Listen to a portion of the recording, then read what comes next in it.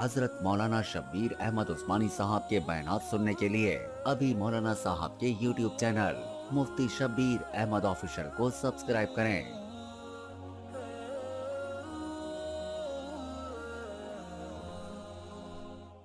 انتہائی قابل احترام ارد عزیز مسلمان بھائیوں، دوستوں، بزرگوں،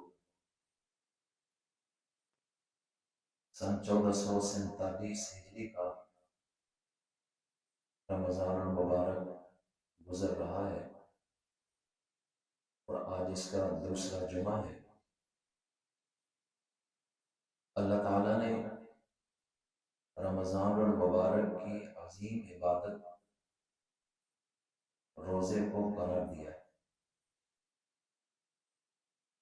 اور قرآن کریم میں روزے کو اس امت پر فرض کہا ہے، جس کا ماننا ضروری ہے اور اس کا انکار کرنا کفر ہے۔ سورۃ البقرہ میں ہے، یا ایھا الذین آمنوا کتب علیکم الصیام، اے ایمان والو تم پر روزے فرض کیے گئے، کما کتب علی الذین من قبلکم، جیسے کہ تم سے پہلے لوگوں پر فرض کیے گئے۔ روزہ کیوں فرض کیا گیا؟ اس کو کیوں لازمی قرار دیا گیا؟ اس کا فلسفہ اور حکمت کیا ہے؟ تو اگلے جملے میں فرمایا لعلکم تتقون، تاکہ تم متقی بن جاؤ، تمہارے اندر تقوی پیدا ہو۔ تو روزے کا حاصل انسان میں تقوی پیدا کرنا ہے۔ تقوی اگر مختصر الفاظ میں، آسان الفاظ میں بیان کیا جائے تو مطلب ہے تمہارے دل میں اللہ کا خوف پیدا ہو جائے، اور روزے میں اس چیز کا استحضار روزہ دار کو ہر لمحے ہوتا ہے، باوجود اس کے کہ بھوک اور پیاس ستا رہی ہے، کھانے پینے کا پورا سامان سامنے موجود ہے،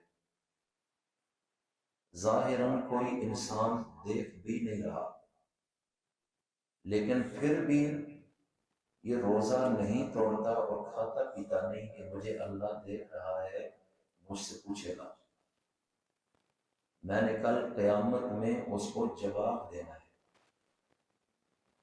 تو روزہ انسان میں تقوی پیدا کرتا ہے، یعنی خوف الہی کی وہ کیفیت کہ انسان گناہ سے بچتا ہے، اور تقوی کا لغوی معنی ہے بچنا،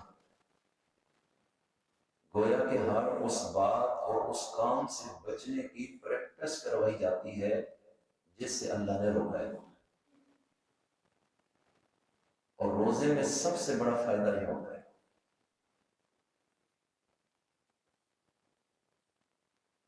اور تقوی قرآن کریم میں کئی مقامات پر بیان کیا گیا ہے۔ یا ایھا الناس اعبدوا ربکم الذی خلقکم، اے لوگو اپنے رب کی عبادت کرو جس نے تمہیں پیدا کیا، والذین من قبلکم، اور انہیں بھی پیدا کیا جو تم سے پہلے گزرے۔ تو عبادت کیوں کریں؟ لعلکم تتقون، تاکہ تم متقی بن جاؤ۔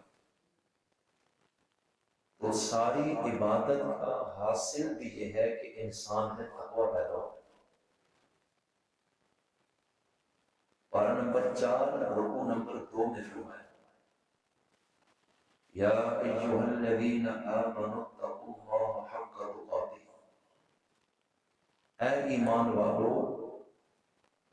اللہ سے ڈرو جیسے اس سے ڈرنے کا حق ہے۔ اتقو، یہ تقوی سے ہے۔ پارہ نمبر 11 میں سورۃ التوبہ میں فرمایا یا ایھا الذین آمنوا اتقوا اللہ وکونوا مع الصادقین، اے ایمان والو اللہ سے ڈرو اور سچے لوگوں کے ساتھ رہو۔ تو اس لیے میں عرض کرنا چاہتا ہوں، شریعت ہمارے اندر پرہیزگاری، خوف خدا اور تقوی پیدا کرنا چاہتی ہے۔ اگر انسان کے دل میں یہ کیفیت نماز پڑھنے سے، روزہ رکھنے سے، زکوٰۃ دینے سے نہیں آ رہی، اور وہ اس پوزیشن کا نہیں بن رہا جیسے اللہ چاہ رہے، تو اس نے غور کرنا ہے کہ یہ عبادت واقعی عبادت ہے جو میں کر رہا ہوں، یا صرف ظاہری چند علامتیں ہیں ورزش کی جو میں پوری کر رہا ہوں، اور سوائے مشقت کہ مجھے حاصل کچھ نہیں۔ اس لیے کہ تقوی انسان کی روح کو نکھارتا ہے، اور اگر اس کی روح میں نکھار آیا اور روح کی اصلاح ہوئی اور روح سنور گئی، تو یہ روزہ دار بھی ہے، یہ عبادت گزار بھی ہے، اور یہ اللہ کی اطاعت کرنے والا بھی ہے۔ قرآن کریم میں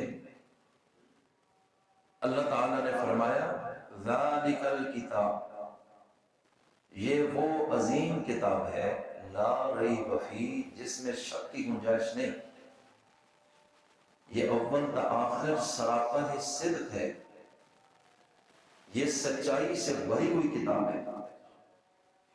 ھدی للمتقین،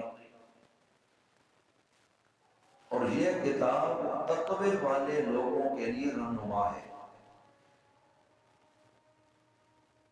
کیا مطلب؟ کہ یہ کتاب آئی تو تمام انسانوں کے لیے، لیکن جنہوں نے اس سے رہنمائی لی اور اس کتاب کو اپنا آئین زندگی بنایا، وہ تقوی والے لوگ ہیں۔ ھذا بیان للناس وہدی ورحمۃ للمتقین، کہ یہ بیان تمام انسانوں کے لیے، بات ہر ایک کو سنائی جا رہی ہے، لیکن ہدایت اور نصیحت تقوی والوں کے لیے بنی۔ اگر تقوی ہے تو ہم پار ہو گئے اور کامیاب ہو گئے۔ تو اب ذرا عرض یہ کرنا ہے کہ روزے کا مقصد ہمیں روحانی طور پر اس منزل پر بٹھانا ہے کہ ہم متقی بن جائیں۔